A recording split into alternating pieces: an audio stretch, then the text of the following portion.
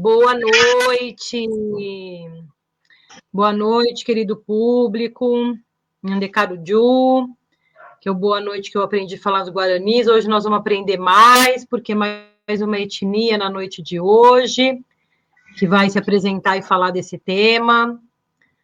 Nosso público está chegando, tinha gente esperando, que bom, a sala de espera, né?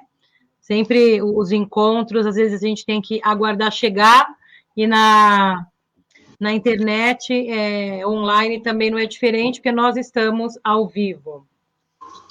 Então, obrigado pela presença de todos.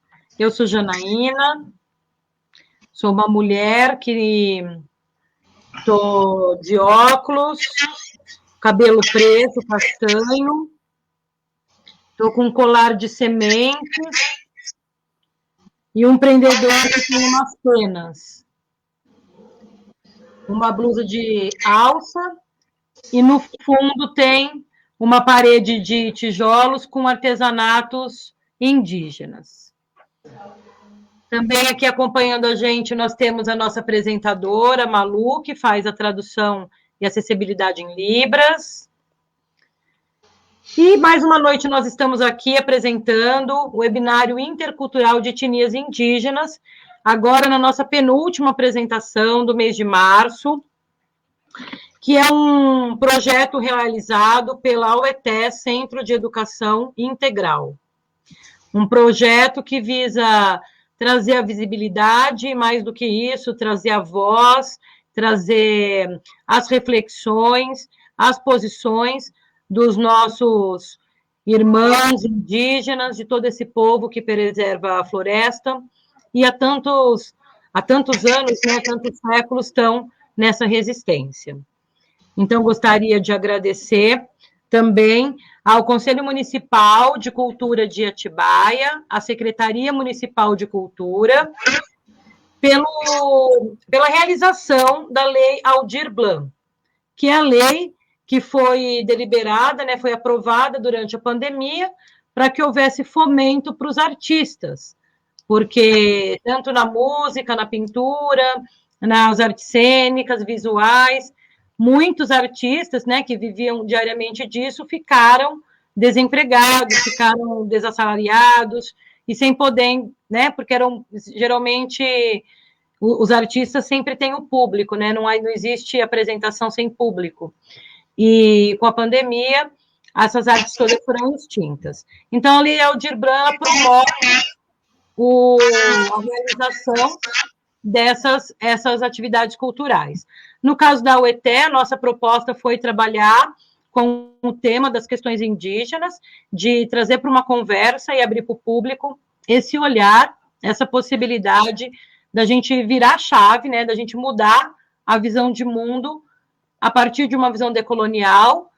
Desde a primeira live, nós estamos trazendo essas questões, né, como que nós vivemos e observamos os nossos costumes, e como que, a partir de uma visão descolonizadora, a gente tem outras percepções de mundo.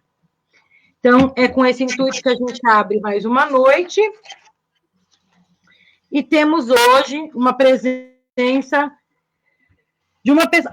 antes disso, eu gostaria de, na verdade, por conta da pandemia, né, queria registrar aqui também um sentimento de tristeza. Hoje eu estou um pouco angustiada, e acho que todo mundo está angustiado, mas não sei se é porque também está fazendo um ano exatamente que eu estou em casa, né, com todos os serviços suspensos, mas em memória de todos os mortos, da dor do povo brasileiro.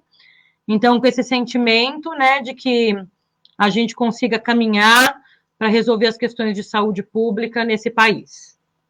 E agora sim, eu convido, né, e passo a palavra para o Cacique Ubiratã, uma pessoa que eu tive o prazer de conhecer no ano passado, né, dentre a pandemia, de todo mundo se articulando também, a gente apareceu junto aí num processo que foi muito importante.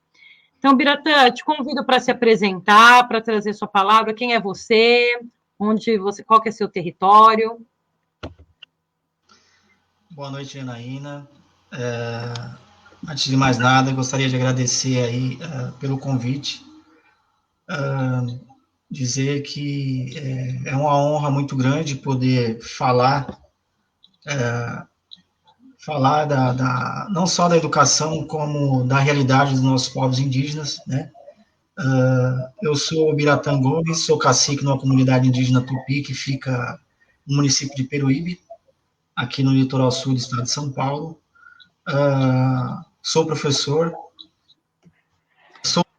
também em uma educação transformadora, né? Uma educação a qual tenha significado para as nossas crianças, é isso que a gente sonha. As comunidades indígenas é diferente, né? Então, estou aqui hoje para falar um pouco desse processo todo nosso, principalmente relacionado à educação escolar indígena, falar um pouco de como é essa nossa visão referente a esse aprender com os nossos, né, em meio à nossa comunidade, e ao mesmo tempo, né, contribuir um pouquinho para a quebra de estereótipos referente às nossas populações indígenas, né? Então é isso. Então eu estou aí aberto a também. Aí eu queria que você fosse direcionando aí da melhor forma possível o que você quer. Maravilha. Você já falou várias palavras que eu acho importante, que nós vamos abordar, né, como essa questão dos estereótipos, mas eu gostaria de começar falando das crianças, né, porque eu acho que em relação à visão de mundo, né, do indígena, do como ele percebe a educação, acho que está muito conectado desde a infância, né? Então, eu queria que você falasse um pouco disso em relação à infância, à criança, dentro dessa perspectiva. Ok, Janaína, na verdade, é isso que você falou, né? Na cultura indígena em geral, a criança ela tem um valor muito grande e não seria diferente na nossa cultura tupi, né? Onde até muitos referenciais que fala referente à educação, o qual assim que se aproxima bastante no caso, não tem como falar da criança sem falar em educação, né? Que na verdade a educação ela faz parte do cotidiano das nossas comunidades, né? Vygotsky lá ele já coloca já esse aprender em comunidade, esse aprender um com o outro, e é dessa forma, respeitando essa interação, que nós agimos dentro da nossa comunidade indígena, né?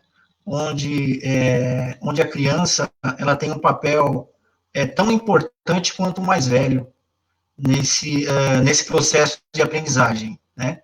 A criança, ela em qualquer cultura, né? Ela é algo assim muito puro, muito especial, né? Então, aberta ao conhecimento, né? Aberta a essa troca. Então, na nossa cultura a gente traz muito isso para o nosso dia a dia, onde esse aprender dentro do nosso espaço escola, que nós podemos assim considerar toda a natureza que nos cerca, onde aprendemos com os pássaros, aprendemos com a terra, aprendemos ao redor da fogueira, né? Aos pés de um fogão a lenha, que nós temos também dentro da nossa tradição também, cultivar isso, né, enquanto experiência, né? Então, a criança, ela desde muito cedo, ela participa na nossa comunidade de todos esses afazeres, né? Desde dessas idas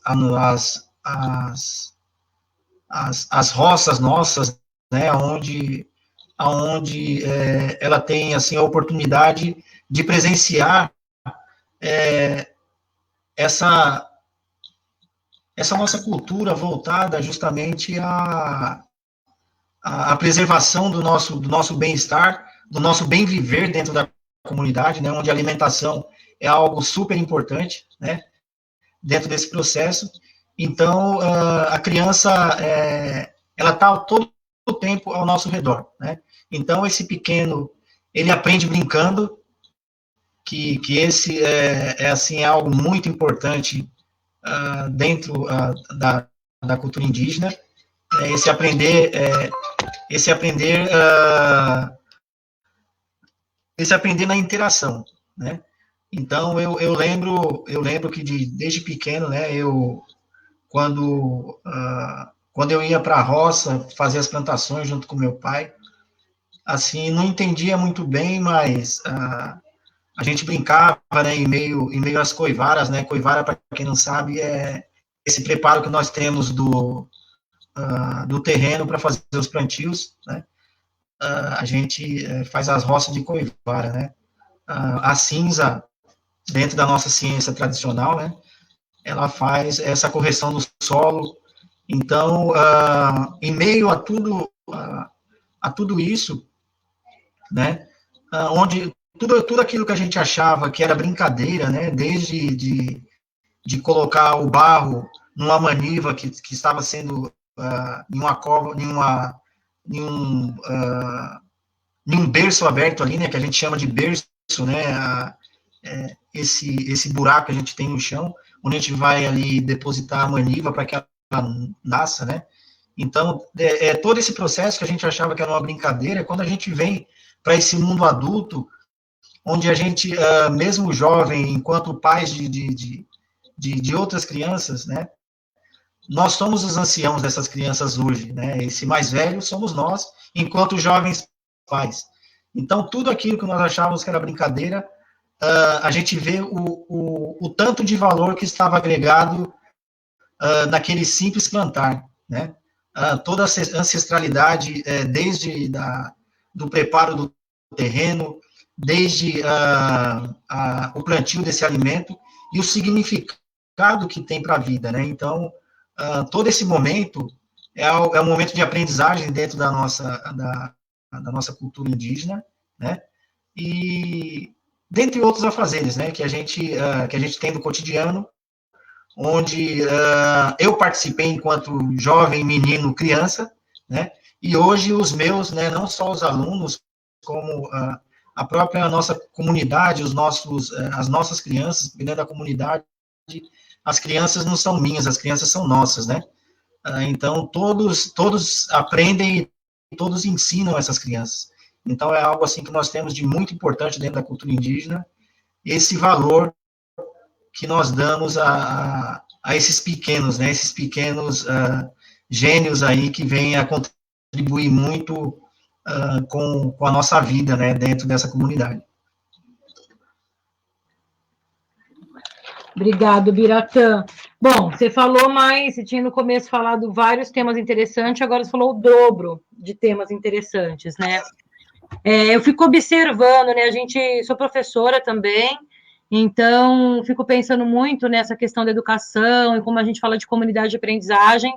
E quando eu observo as comunidades indígenas, quando eu estou junto ali na aldeia, eu acho que não existe uma comunidade de aprendizagem mais bonita que aquela, né? Então, eu sinto que é um processo tão do que a gente está buscando hoje na educação, vamos transformar, né? É algo que existe há quanto tempo? Há quanto tempo os povos indígenas vivem assim, né? Porque é nesse ensinamento que vem desde o ancião até a criança, e em tudo que ele faz, na brincadeira, né, no canto, na dança, ele está aprendendo uma cultura em todos os níveis. Tá aprendendo a cuidar da terra, está aprendendo o valor do alimento, está aprendendo o que está agregado àquilo. E aí eu fico ouvindo tudo isso, né, que está relacionado também ao bem viver, né, a essa simplicidade, mas a essa grandiosidade, né, da possibilidade de viver em harmonia com a natureza, com o outro, dar a voz, respeitar a todos, reconhecer a criança como de todos, né? Porque eu, às vezes, quando eu vejo, já aconteceu comigo algumas vezes de cenas violentas com criança, e eu não consegui ficar quieta, né? E aí eu, geralmente, quando eu vejo, eu já estou envolvida, tentando não agredir, mas separar, falar, né? Intervir. E aí, às vezes, a pessoa fala, não importa que o filho é meu. E aí eu sempre digo assim, né? Mas o cidadão é do mundo, né? a criança é do mundo, é ilegal. E aí, claro que é de uma perspectiva, né, dessa sociedade branca que eu vi, não indígena, mas eu percebo sempre nos indígenas outra postura, assim. Quando as crianças estão juntas, ou os adolescentes, é muito orgânico, né? Sempre o mais velho cuida do outro, né? Se uma criança pequena de 3 anos chorou, chamou, não sai a mãe desesperada para resolver sozinha, né? Vai ter umas 15 crianças maiores para tentar fazer chegar, né? Então eu fico observando. E aí, Biratã, eu vou te provocar perguntando assim, qual que é o sentido que faz, né? Essas crianças terem que ir para uma escola, numa sala de aula fechada, com conteúdos às vezes arcaicos ou que não é impactante? Com toda certeza, Janaína. Na verdade, a educação escolar indígena, ela é algo nas comunidades, algo muito novo, né? Antes de falar nesse tema tão importante, eu queria fazer uma correção na sua fala anterior, com relação a dar a voz, né? Correção, assim, algo, trazer um pouco dessa expressão da nossa cultura, né? O dar a voz. Na verdade, essa voz que a gente sempre ouve muitos falando em dar, essa voz, dentro da cultura indígena, a gente dá ouvidos, né? A gente dá ouvidos. Então, a interação acontece não em dar a voz, né? Mas em si essa quebra de paradigma, quando a gente fala nesse modelo de escola que está implementado erroneamente, não só na comunidade indígena, mas eu considero assim, na educação arcaica que você comentou aí, como diria o nosso mestre, né, o professor Pacheco, né, nós temos uma educação do século XIX, professores do século XX e os nossos alunos do século XXI, né, eu diria até mais além, né, um aluno aí do futuro, né, uma geração assim que vem assim na era da tecnologia, da internet, de tudo, e no entanto essa nossa educação onde a escola ela tem como centro, né, desse passar conhecimento. Então, dentro das nossas vivências enquanto aprendizagem com esses pequenos, principalmente os mais velhos, a gente aprende a dar ouvidos. Então, eu queria só fazer essa colocação que, para mim, dentro da nossa cultura, é algo muito importante quando a gente fala em ensino-aprendizagem, porque desde pequeno, nós, enquanto jovens, a gente vê o mais velho, quando a gente senta, que nem eu disse, ao redor de uma fogueira, em roda, ou mesmo enquanto aguardamos ali um café da manhã ao lado do fogão a lenha, é um momento de a gente contar nossos sonhos. Então, esses sonhos, que são para nós algo assim, muito importante, esse mais velho, ele dá ouvidos. Então, é algo assim muito marcante dentro da cultura indígena. E, então, trazendo tudo isso, todo esse aprendizado para dentro da educação, onde nós vemos, que nem eu disse, essa educação ultrapassada, que querem de todo jeito, de toda forma, dentro de um currículo posto, né, onde há pouco tempo nós conseguimos, desse currículo posto, fazer com que dessem ênfase para um currículo oculto que existia, que justamente diz respeito a essa desigualdade não só com relação às culturas, mas como o desrespeito à mulher, o desrespeito à diversidade. Então, esse currículo, onde essa quebra de paradigma, sair do instrucionismo para esse modelo que nós, né, Janaína, a gente espera desse modelo do ensino-aprendizagem, onde não é dar a voz ao outro, onde o que a gente acredita não é sair da figura do professor como detentor do saber e passar para o aluno enquanto ouvinte nessa interação, mas em si é acreditar que esse aprendizado ele está nesse meio, né, está nessa inter-relação que eu tenho com essa criança. Então, dentro das nossas comunidades, quando a gente fala em educação, na atualidade, onde, que nem eu disse, é muito novo ainda esse modelo de educação escolar indígena, que foi uma conquista dos nossos mais velhos, é importante frisar isso, né? Assim, uma batalha muito grande, porque a própria história, ela mostra o quanto que quiseram nos integrar, onde essa educação voltada para as nossas populações indígenas era uma educação integracionista, né? Onde acreditavam que nós não fazíamos parte de toda da comunhão nacional, como traz muito bem, é um grande mestre que eu tive na graduação, que foi o professor Luiz Donizete Lupioni, que ele traz essa fala, né, dessa educação integracionista.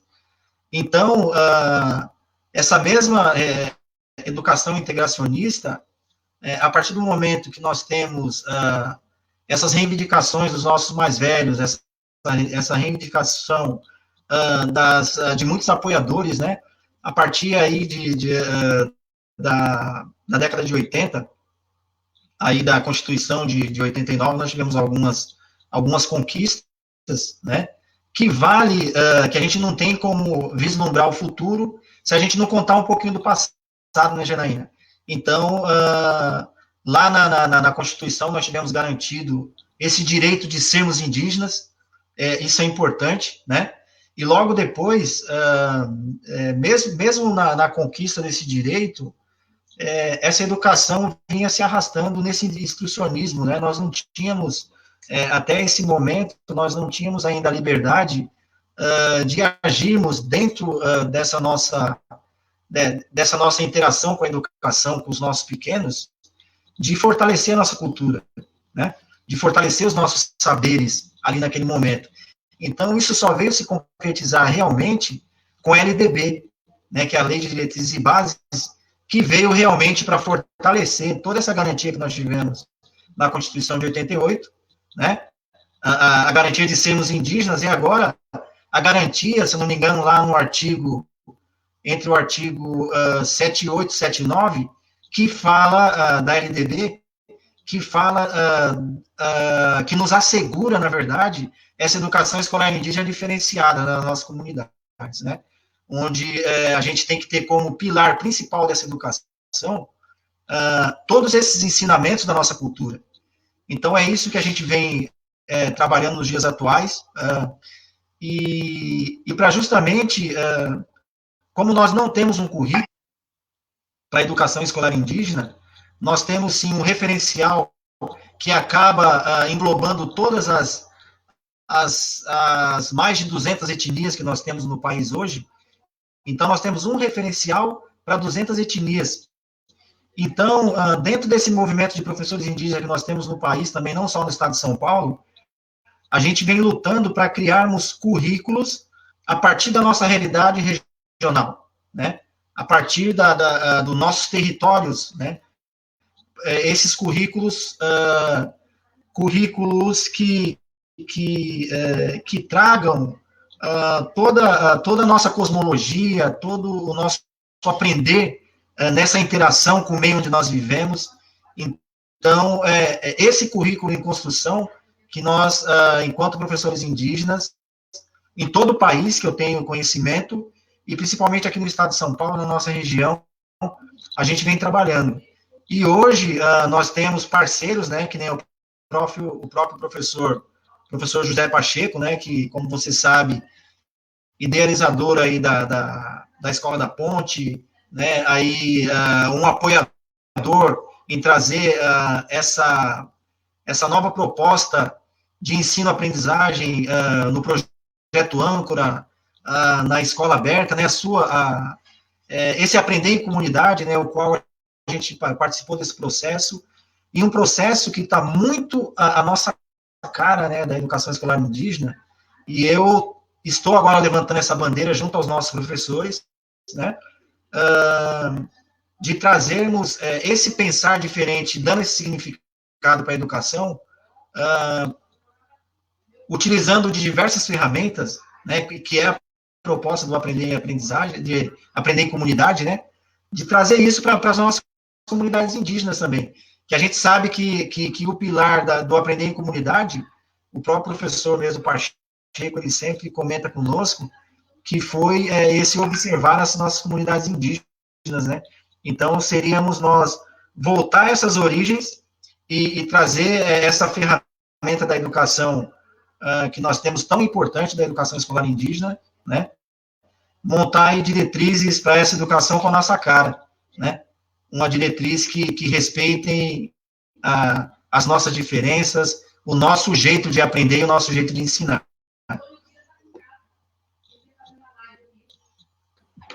Muito boas suas colocações. Eu adorei, assim, já ganhei um aprendizado, né, de dar a voz para dar ouvidos. E participo de um projeto de tutoria que, da hora que você falou isso, minha ficha caiu, né? Que as crianças fizeram um grupo, nós montamos um círculo que chama Círculo de Escuta, que é um lugar que eles escolheram para falar tudo aquilo que eles sentem, que eles querem pontuar, né? Então faz todo sentido, né? É isso que você falou. Obrigada pela correção, foi ótima. Vou sair daqui uma pessoa melhor. Pelo menos. Foi contribuição, não correção, né? Foi ótimo. É para quebrar paradigma mesmo, porque a gente fala, né? E a prática é outra coisa. Às vezes o discurso também, né? O tempo todo a gente está fazendo. Eu lembro de uma amiga que nessa história de transformação da educação faz roteiro, e é criança que sai do lugar, e é criança que vai para não sei onde, e você que quer que ela faça aquilo, porque no fundo você não sabe se ela está fazendo pesquisa ou não. E ela falava, né? Às vezes nós somos tiranos de nós mesmos. Quando você percebe, você já está falando, vai todo mundo para a sala, acabou isso aqui, né? Porque fazer é muito diferente, né? Então, muito obrigada.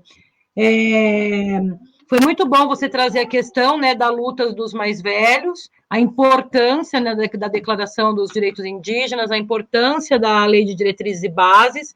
Você falou os artigos importantes que existe mesmo. Até já puxei aqui que eu tenho aberto, mas não abriu ainda. Mas de poder mesmo, né, os grupos étnicos terem ter garantido por lei, então realmente é uma conquista importante. E agora o que vai acontecer, como escola são pessoas, é realmente as pessoas fazerem a escola como a comunidade entende que precisa. Vou aproveitar esse tempinho, tem o público falando aqui, a Dani Barreto está dizendo boa noite, sempre muito bom ouvir e aprender sobre educação escolar indígena com esse grande mestre, Cacique Ubiratã Gomes. O Ricardo Arantes também dá boa noite. Pergunta qual a língua falada na aldeia. E a Rosângela Moreira comenta projeto muito bom da Escola da Ponte. E a Débora Dionísio, querida, mandou para a gente um coração. Bem-vinda, boa noite, Débora, que está sempre aí na luta. E chegou aqui também a Marta Ferreira. Parabéns, Ubiratã. Você é um exemplo de liderança. A educação escolar indígena necessita de um olhar diferenciado. Já avançamos muito, mas acredito que ainda temos que quebrar muitos paradigmas. Obrigada, Marta, por essa reflexão. E a Ilana está dando boa noite aqui. A Ilana chegou lá do Arraial da Ajuda, pertinho lá dos Pataxós, que estão enfrentando incêndio. A Ilana está gostando da nossa prosa aqui, Ilana. Envia suas contribuições. O Ubiratã quer comentar? Você ouviu aí, refletiu? Os seus fãs estão aqui. Não, eu queria só agradecer aí, né, as contribuições, né? A professora Dani ela esposa de um grande amigo, né, o Cristiano Hunter, que é um grande indigenista, né, esteve aqui conosco há mais de 20 anos, cuidando da parte indígena no estado de São Paulo. E a professora Dani, assim, uma grande amiga também que eu ganhei aí, na luta por uma educação diferenciada também, esposa do meu amigo aí, que está sempre assim, muito amorosamente, contribuindo nessas nossas reflexões sobre a educação, né? A Martinha, né, ela está conosco aí também nessa luta, né, referente principalmente à educação escolar indígena, ela acompanha já há bastante tempo, né, aqui na nossa região, né, tem esse trabalho junto às comunidades indígenas, né, a professora Rosângela aí, né, a Débora, né, sem palavras aí, é o meu amor, né, que está comigo aí nessa luta pelo ensino de qualidade, né, que nem você falou, onde a gente embarcar nessa ideia de valorizar e dar significados, né, para essa interação entre professor e aluno. Né, a gente dá asa para esses sonhos dos nossos alunos em querer aprender, né? E é isso. Muito feliz de estar aqui. Que beleza, bom. Cristiano? Estamos juntos.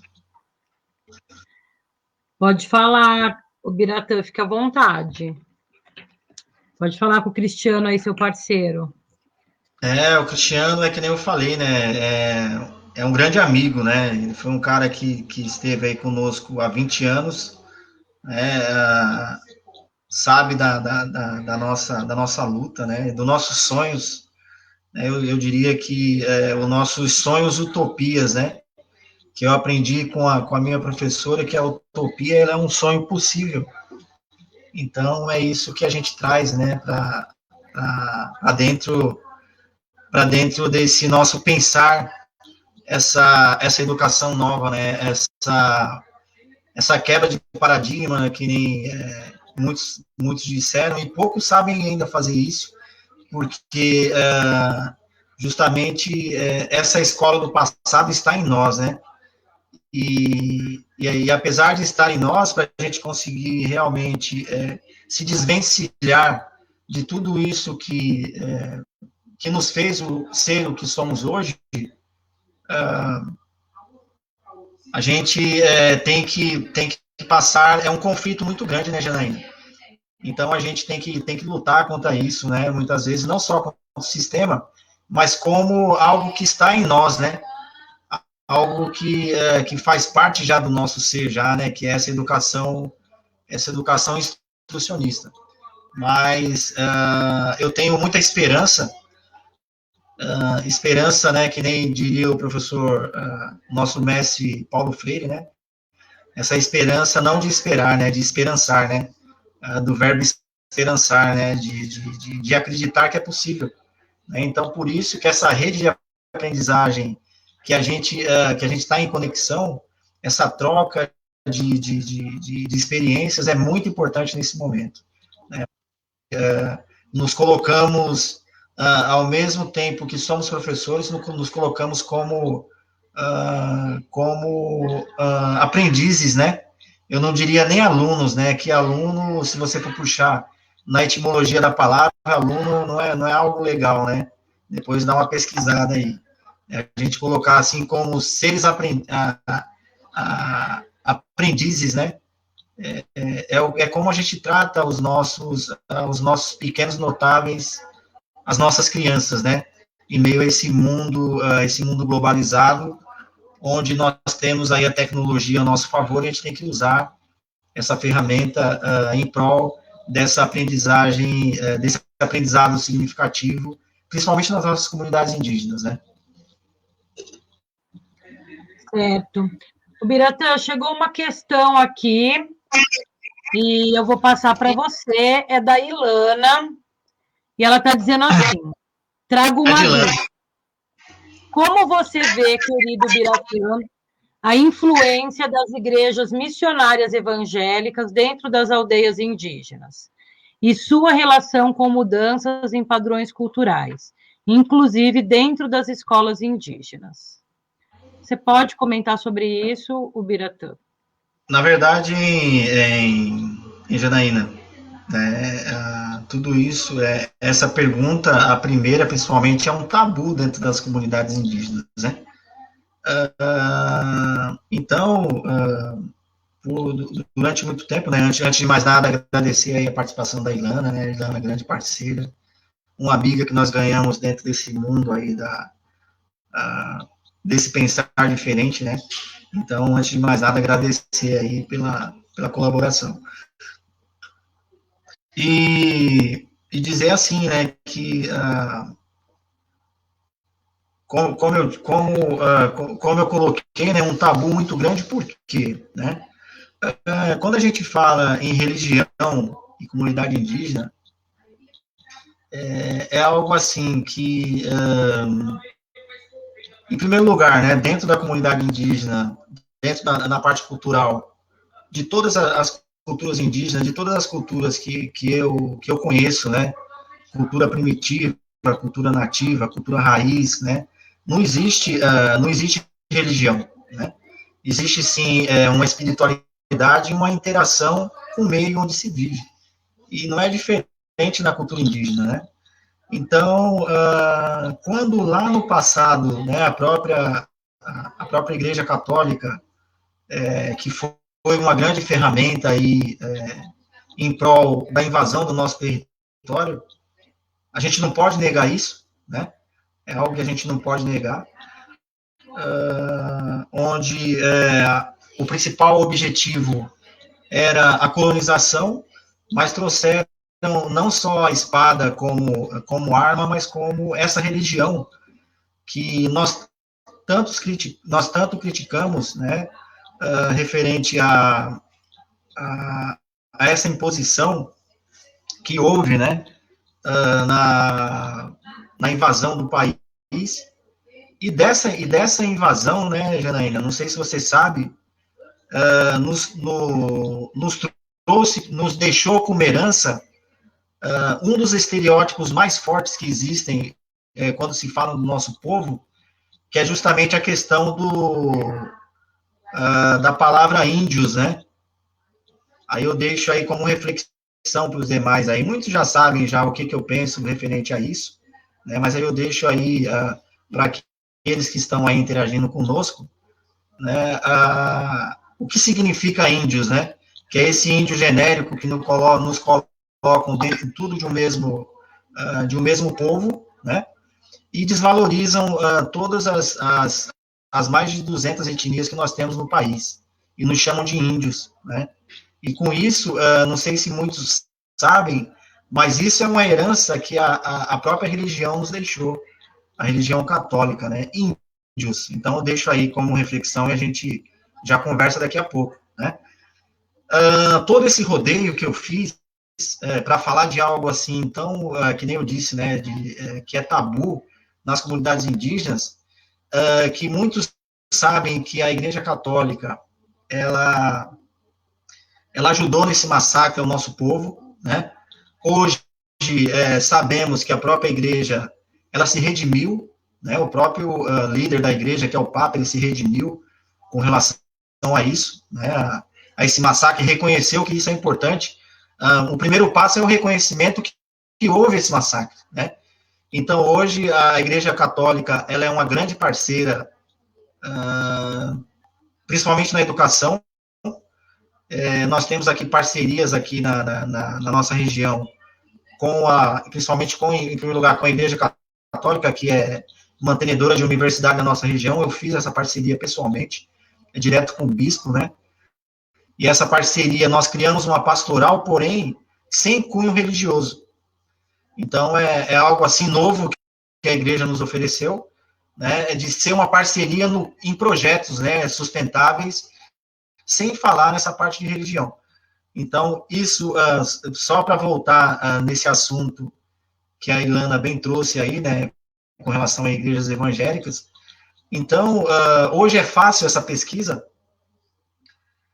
Tudo aquilo que nós reclamamos referente à Igreja Católica, se você for colocar nos dias atuais, né, a gente vê referente a um dos principais registros que nós tivemos de línguas indígenas, que eu acho que, dando continuidade ao grande massacre que nós tivemos das línguas indígenas na invasão do país com os jesuítas, né, onde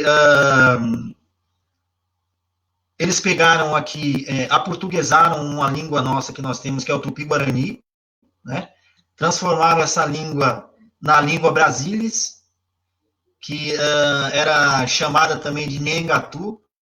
Nhengatu, para quem não sabe, no Tupi-Guarani, o Nhen é a fala, né, a nossa língua, e esse Nhengatu seria uma fala boa, uma fala que os jesuítas, aí na figura do Padre Anchieta, né, que foi aí o precursor da primeira gramática no território brasileiro, né, onde ele escreveu lá um poema, lá, a Virgem Maria, no Tupi-Guarani, lá na areia, né, da praia ali.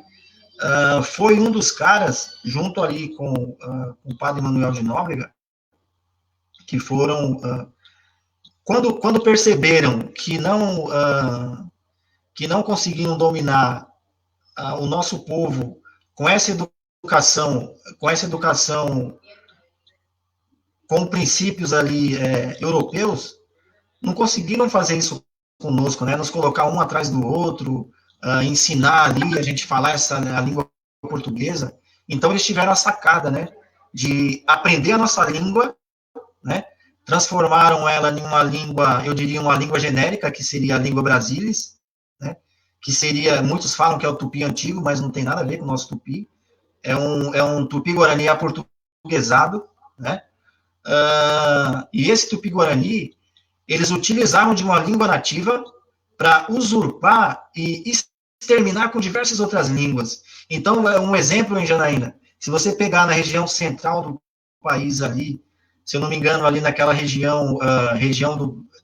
Eu não sei se eu estou certo, depois é bom até dar uma olhada, na região do Pará, na região dos Solimões ali, onde nós temos diversas etnias que ainda falam Nhengatu hoje. Então, o Nhengatu, hoje eles têm como língua, e isso é bom, que fortalece, porém, é aquele tupi-guarani aportuguesado nosso, que foi introduzido pelos jesuítas para usurpar a língua de todos aqueles povos que ali existem hoje. Né? Então, diversas etnias que falam Nhengatu. Então, ali naquela região em si, esse projeto para a época de educação, que era usurpar das linguagens indígenas, das línguas indígenas nativas ali, eles conseguiram naquela região. Então, hoje nós vemos muitos falantes do Nhengatu. Então, ao mesmo tempo que em diversas ocasiões, quando, a partir aí do século, se não me engano, do século XVI, XVII, 1860, quando o Marquês de Pombal entrou nessa parada aí, em todo o território brasileiro, se falava ali esse Nhengatu, essa língua brasilis, né? Esse tupi-guarani aportuguesado aí, que é o Nhengatu, né? Ele vendo ali o grande erro também, né, dos jesuítas ali, e da própria coroa mesmo, né, em querer dominar o nosso povo, utilizando de um fragmento de uma língua indígena, que era esse tupi, né, da língua tupi-guarani, né, que era o Nhengatu. Então ele proibiu, em 1860, se não me engano, dali ele proibiu que se falasse, senão hoje era para toda a população brasileira falar o Nhengatu. É claro que seria esse tupi-guarani aportuguesado, porém seria mais próximo de uma língua nativa. Eu me sentiria muito, muito bem hoje se a minha primeira ou segunda língua, dentro de muitos povos existe isso, se fosse um chavante, um caingangue, né, um xocrem, um Yaulapiti, um Camaiurá, eu me sentiria muito feliz em ter uma segunda língua, uma língua nativa nossa do país, né? E a gente sabe que não aconteceu isso, então foram expulsos os jesuítas, e quando acabou tudo isso, aí, desculpa até o rodeio para falar isso, mas é que nem eu falei, não tem como falar da atualidade nem de um futuro sem a gente contar um pouquinho do passado, né? Então, quando os jesuítas saíram de cena, foram colocados naquele momento como vilões, porque eles estavam dominando a língua, passaram na verdade, eles fizeram a versão de uma língua no caso da língua brasilis, né? E toda a população falava essa língua naquele momento. Então, foi onde convenceram a nossa população indígena, principalmente os tupis, a expulsar os jesuítas. Isso aqui, se eu não me engano, em 1770, na nossa região, aqui no Litoral Sul, nós temos registro disso, onde a coroa incentivou as populações indígenas a expulsar os jesuítas, né? A partir desse momento, sem a presença dos jesuítas, outras religiões começaram a entrar nessas comunidades, né? Com o intuito, principalmente, do assistencialismo, né? Passaram a fazer, eu diria, de uma forma muito mais eficaz, esse extermínio da nossa população. Porque, Janaína, sabe o que eles fizeram? Eles passaram a escrever a língua dos povos. Ao invés de levar uma outra língua, que nem fizeram os jesuítas, eles foram muito mais além. Eles aprenderam a língua na raiz de cada povo. Então, hoje, se você for pegar em diversas regiões do país, se eu não me engano, é o CIL, a sigla é CIL, que era um movimento internacional, que foi quem tem os principais registros de língua indígena do país, que é um movimento evangélico.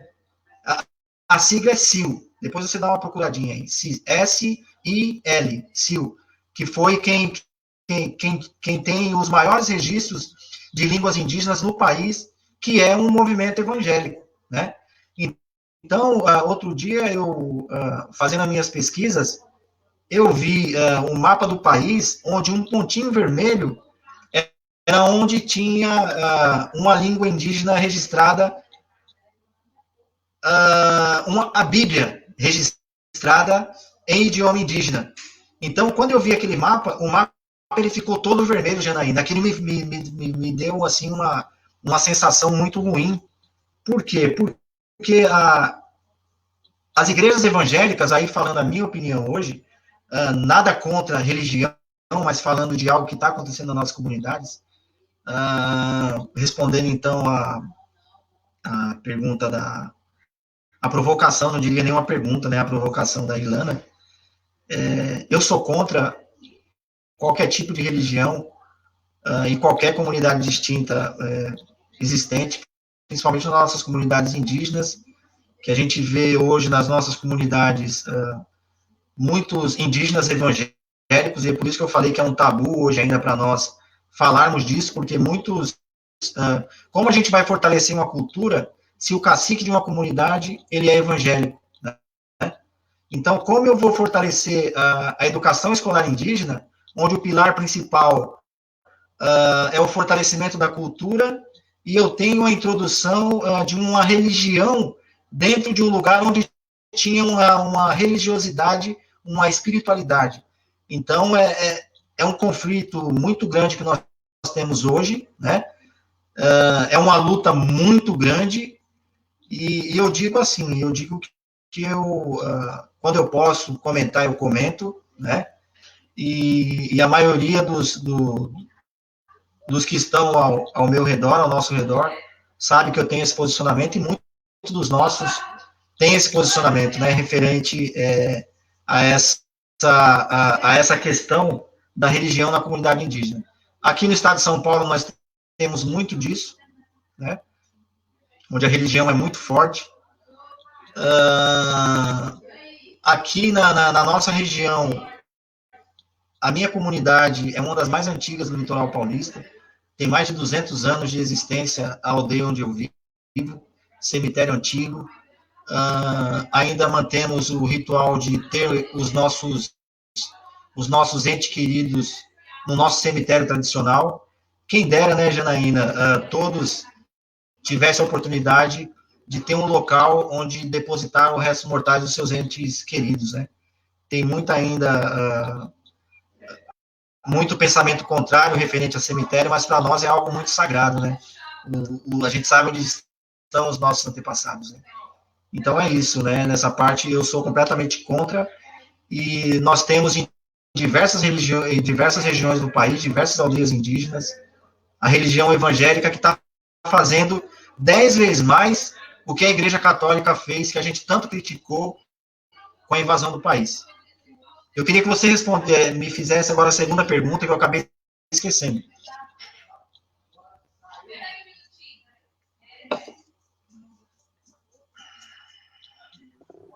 Opa, na verdade, eu acho que está tudo respondido, porque dentro da provocação da Ilana, né, ela fez duas perguntas, inclusive ela já está aqui agradecendo, grata, querido Biratã. Ela comenta, né, que vê a influência disso sobre a escola e os movimentos culturais e lamenta muito. Eu, assim, agradeço, né, a sua transparência e o seu cuidado em fazer esse traçado da história, né? Eu sinto que esse webinário, ele vai trazendo vocês com essa perspectiva e com uma visão tão apurada, né, desse sentimento de espiritualidade, dessa legitimidade de ser dessa etnia, de ser indígena, e, ao mesmo tempo, trazer um debate público de coisas que todos nós estamos vivendo, né? Que se confundem, porque, primeiro, que não dá para você falar de igreja, porque a espiritualidade, né, a cosmovisão dos povos indígenas, em tese, não tem nada a ver com igrejas, né? Eu percebo assim, que igreja e religião não tem a ver diretamente com a espiritualidade do ser.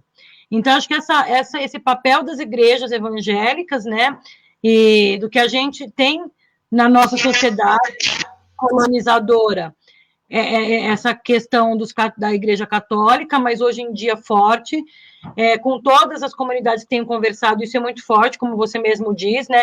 É a mesma coisa na educação.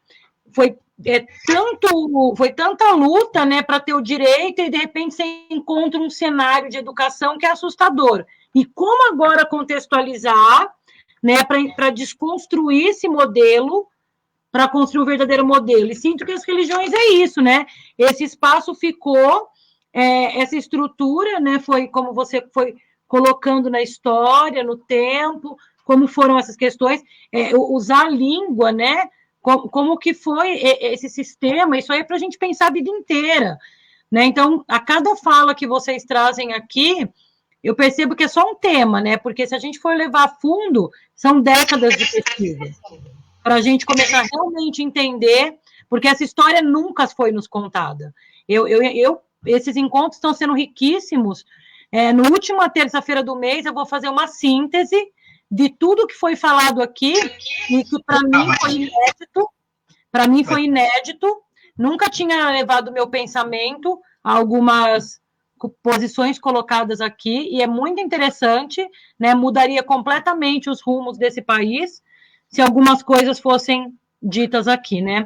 Eu vou ler mais um comentário, que é o da Martinha, que ela diz: vejo a necessidade de fazermos um trabalho pedagógico junto aos professores, em especial aos de história da nossa região, para acabar ou minimizar os estereótipos em relação à cultura indígena, pois os nossos livros romantizam e não trazem a realidade.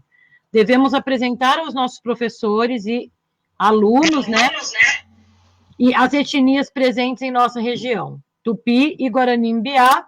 Acredito na união de pessoas que buscam educação de qualidade. E a Débora complementa, dizendo: Martinha, temos previsto para a próxima semana 3 lives para falar justamente com esses professores e coordenadores. Conversa com o Bira depois. A Débora, super articuladora, já vai fazendo os contatos, nossa produtora maravilhosa. E o Cris comenta: a cada momento existe um jesuíta do passado. Boa metáfora, Cris. Bom, o Biratã, a conversa está muito forte, né? Está muito interessante. Você foi fazendo essa história, eu fui anotando aqui todo mundo, o que você pontuou para a gente ficar esperto, né? Na verdade, que a gente também fica repetindo a história sem pesquisar, e aí a gente chega numa altura da vida e descobriu que não sabe nada, que está reproduzindo, na verdade, a mesma coisa. Mas nós estamos às 8h10. Gostaria que você fizesse as considerações finais, ou fizesse uma fala que você gostaria de deixar registrado aqui, para a gente ir encaminhando para o final. Ok, Janaína. Eu queria, antes de fazer as considerações finais, né, o que eu coloquei referente a uma das principais quebras de estereótipos que ficaram dessa visão, principalmente referente às populações indígenas, que é o termo índios. Queria saber se alguém fez alguma pesquisa, se alguém tem algum comentário, para eu fazer a minha reflexão final em cima disso, né? E desde já aí agradecer aí e parabenizar o seu trabalho, viu, Janaína? E dizer assim que você vai ter bastante trabalho, né, nessa síntese de pessoas tão especiais que passaram por aqui, e eu tenho hoje assim a honra, né, e a oportunidade de fazer parte desse grupo seleto que foi convidado aí, né, desde o próprio o professor Tiago, amigo, professora Josileia, dentre outros, né, que fazem parte dessa luta e que, assim como eu, sonha com uma educação diferenciada, porém sabemos de todo os desafios que nós temos, né, dentre eles, justamente, essa questão essa questão de outras religiões, né, onde é algo assim muito forte que a gente tem que trazer para a educação essa discussão, né, e de alguma forma tentar resolver, né? Eu não diria acabar, porque hoje já faz parte do histórico de muitas populações indígenas, né?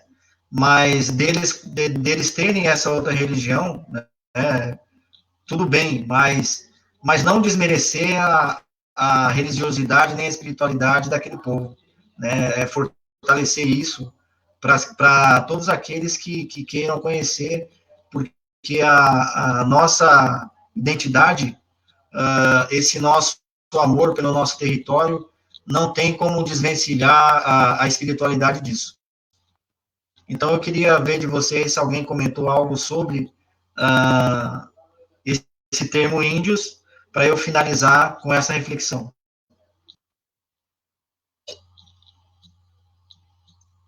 Tirando a Débora, é claro. Olha, por enquanto está todo mundo calado aqui. Ninguém falou nada, acho que ninguém quer se manifestar, ninguém quer arriscar, o Biratã, nem eu. Nem você, ô Janaína? Caramba. Não. De pesquisar melhor ainda? Não. Falar que nem o professor.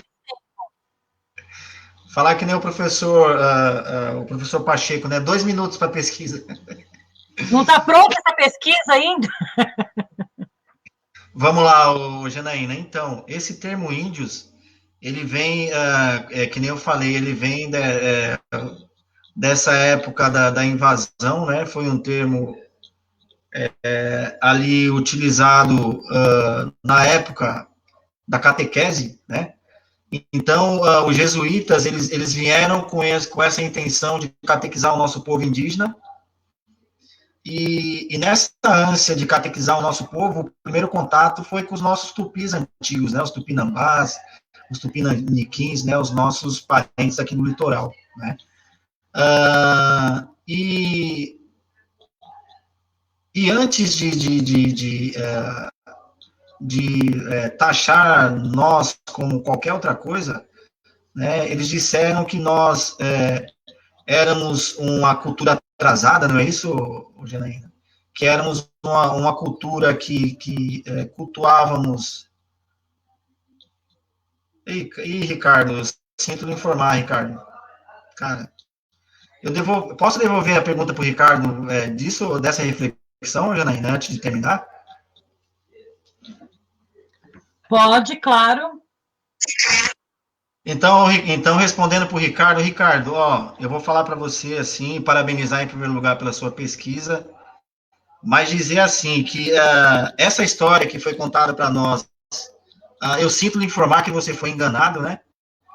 E essa história que contaram lá na quinta série, na antiga quinta série, né? Que dá até uma música, né? Que Cristóvão Colombo, pensando ter chegado às Índias, chegou no Brasil, pensando ter chegado às Índias, deu o nome de seus habitantes, que aqui estavam de índios, né? Aí, só para quebrar de uma vez com essa teoria, é a pergunta, né? Ricardo, tem índio na Índia?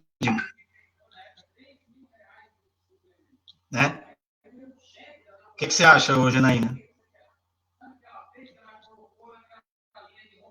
Se a gente for buscar justamente aí a resposta, a gente vai achar que na Índia tem os hindus e na Índia tem o indiano. Não vai achar índio na Índia. Uhum. Então, a partir de hoje, a gente já joga essa teoria de... eu sinto muito em dizer para o Ricardo que essa teoria a gente joga de água por água abaixo, né? Porque não tem índio na Índia, então não adianta ele falar, pensando ter chegado na Índia, deu o nome dos seus habitantes de índios. Né? Se não tem índio na Índia, então já não tem a ver com essa historinha da carochinha, né, que a gente fala, né, do Cristóvão Colombo. Então, dando continuidade então na resposta, toda essa manifestação que nós tínhamos aqui nos nossos antepassados, onde esse culto ao Criador, ao sagrado nosso, né, ao grande mestre criador do universo, que a gente chama Deus para nós, em toda religião, em toda não, eu diria, né, seria muito ousado em dizer isso, mas na maioria das religiões, das etnias que eu conheço, principalmente tupis e guaranis, né, a gente tem o Deus como o nosso criador, a gente chama ele assim, Nyandejaru, né, Nyanderueté, Nyandejaru, que a tradução é o nosso Pai verdadeiro, o nosso dono criador. Então, a gente chama carinhosamente Deus de o grande criador, né, que é Nyandejaru. Depois eu passo para você, Janaína. Então, essa conexão com o sagrado, com o Nyandejaru, para nós sempre foi essa dança circular, né, ao redor da fogueira, e essa dança, muitos colocam também na história, que é uma coisa, é uma mentira, principalmente para nós, da cultura tupi-guarani, que é assim, que eles colocam que tem até uma música, né, que eles colocam que Deus é Tupã, a lua é Jaci, mas Tupã não é Deus, né? Dentre os tupi-guaranis, nós não temos deuses, nós temos, sim, guardiões que protegem a natureza, guardiões que protegem as águas, que protegem o vento, guardiões que protegem o fogo. Então, nós temos guardiões, espíritos guardiões que protegem, que estão conosco, né? Não seriam deuses, nós temos um único Deus criador, que seria Nyandejaru, que foi o nosso criador, né? E Tupã nada mais é que a tradução no Tupi-Guarani de trovão. Tupã, trovão. Jaci, que seria Jatsu, lua. Então, dentro da nossa cultura tupi-guarani, quando nós ouvimos Tupã, que é o trovão, para nós, Tupã não existe no universo, Janaína, nada mais estremecedor ou potente que Tupã. Quando Tupã vem, brum. Então, para nós, Tupã, a gente chama de Nyandejaru Auu, que seria a voz do Criador. Para nós, Tupã é o Criador, naquele momento, nos chamando, né, para estar ali em oração, pedindo e agradecendo a Ele. Então, naquele momento, nessas danças, nessas manifestações nossas, os jesuítas, tanto os jesuítas quanto os portugueses, eles colocavam que nós fazíamos rituais diabólicos, né, que nós éramos um povo pagão, que nós era um povo que precisava ser catequizado e colocávamos nós como um povo sem alma, né? Um povo sem alma. Então, tem até em determinado momento que eles colocam um povo sem rei, sem lei, e é um dizer que eles colocam na história, mas não é bem por aí, mas enfim. Então, eles nos colocavam como um povo pagão, um povo sem alma, e um povo que cultuava, fazia rituais diabólicos. Então, Janaína, eles nos chamavam, e tinha que ser catequizado, né, para ganhar uma alma, para deixar de ser pagão, para deixar, e para ganhar um Deus. Então, eles nos chamavam de um povo sem Deus, índios, sem Deus. Então, falávamos que nós não tínhamos Deus. E isso se propagou e vem até hoje nesse estereótipo que eu diria maior que existe relacionado às populações indígenas. Nos chamarmos ainda hoje de sem Deus. É claro que muitos que não sabiam disso, muitos nos chamam de índios, né? E ninguém vai ficar triste com isso. Mas é importante nós, dentro dessa reflexão que eu fiz, né, de algo que não está explícito na história, está implícito dentro desse currículo oculto, né, Janaína? Que é o quê? Que é essa palavra que carrega muito dessa tortura que o nosso povo sofreu. Índios. Povo índios, sem Deus. Esse in, ele vem do latim, né? Que é a falta de alguma coisa, então dizíamos que faltava o Deus para nós. Quando falta cor, a gente fala que é incolor. Então, como falavam que para nós faltávamos um Deus, uma alma, um povo pagão, nos chamavam de índios. E é isso. E com essa reflexão, gostaria de agradecer a todos que estiveram conosco aqui até esse momento, agradecer você, Janaína, pelo carinho, dizer da satisfação, da alegria de poder estar aqui e contribuir um pouquinho com essa reflexão que é tão importante nesse momento, onde a gente vive um negacionismo, não só com relação às populações indígenas, como a tudo que se refere à parte, a tudo que se refere às minorias, né? Então, gratidão, Janaína, e gratidão a todos, muito agradecido, a Eueté, a todos aí que estiveram conosco até agora. Muito obrigado. Obrigada, Ueté, Biratã. Nossa, aprendi muito, fez todo sentido. É tão implícito e se tornou tão explícito agora. Intuitivamente, né, eu percebia que índios, os indígenas já não usavam, e aí ficava essa coisa indígena, porque você vai observando e vai aprendendo, né, mas não sabia nessa profundidade. Eu também adoro epistemologia da palavra, é muito interessante essa reflexão. Também gostaria de agradecer a todo o público que está aqui, mandando coração, gratidão, excelente reflexão, Biratã, quanto aprendizado. Boa noite, Cacique Biratã, licença da palavra. Quando cada pessoa for identificada com referência a seu povo de origem, vai contribuir para a compreensão geral da diversidade dos povos que habitam esse grande território até hoje. Acho tão importante saber que ali está um Guarani, um Chavante ou tantos outros povos. Gratidão. É isso mesmo, aqui nós já tivemos a Josileia Caigangue, o Tiago Inhandeva, o Ayrton Herá, que é do povo Guarani-Mbiá, teve a Ramangaí Pataxó, que é filha dos Terenas e dos Pataxó Ranhan. Também tivemos agora, né, o Cacique Biratã, Tupi-Guarani, que trouxe muito mais questões, né? Quando a gente achou que éramos nós que íamos perguntar, acho que estamos voltando para essa noite agora com mais questões, né, profundas, graves, importantes. Foi excelente. E também convidar, né? Esqueci de que estava falando alguma coisa. Nós vamos ter nosso último convidado na próxima semana, que é a Majur, que é do povo Bororo, que é militante dos LGBTQIA+, né? Então, uma pessoa que é liderança indígena desse povo no Mato Grosso, faz um trabalho social belíssimo com a comunidade e fez um documentário, né? Foi convidada para fazer um documentário e eu apaixonei porque o documentário tem a temática LGBTQ, mas o que é grande é que eles falam de valores, na verdade. Eles só falam de valores humanos, de escuta, de perceber o outro como o outro é. Então, nós vamos ter, encerrando, né, com as presenças dessas lideranças indígenas, desses povos tradicionais. E na última terça-feira do mês, eu vou estar recebendo alguns convidados que é o nosso público, que acompanhou. Nós temos aqui, pessoas que acompanharam todas as lives, que às vezes não assistem agora, mas a gente sabe que amanhã já vai ter 100 visualizações e vai indo, vai indo.